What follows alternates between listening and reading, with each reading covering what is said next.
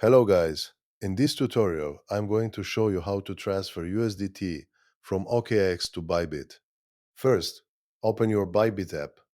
Click on Assets on the bottom right of your screen. Click on Deposit. These three options pop up. Click on Deposit Crypto.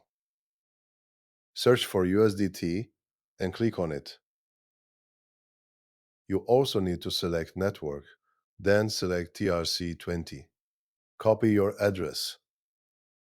Now open your OKX app. Click on Assets.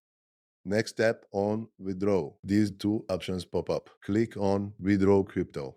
Now tap on USDT. Click Exchanges. Now select the network. Remember, we choose TRC20. Here, choose the address that you copied from Bybit. Click Next. Here, you could put the amount you'd like. The minimum is 4.1 USDT. Click Next. After putting all these informations, make a simple verification of the address and the network, then click on Confirm. As you can see, the arrival time is about 2 minutes and the network fee is 2.1 USDT. If this video helped you, like, share, and subscribe to Aladdin Tricks for more tips and tricks. Thanks for watching.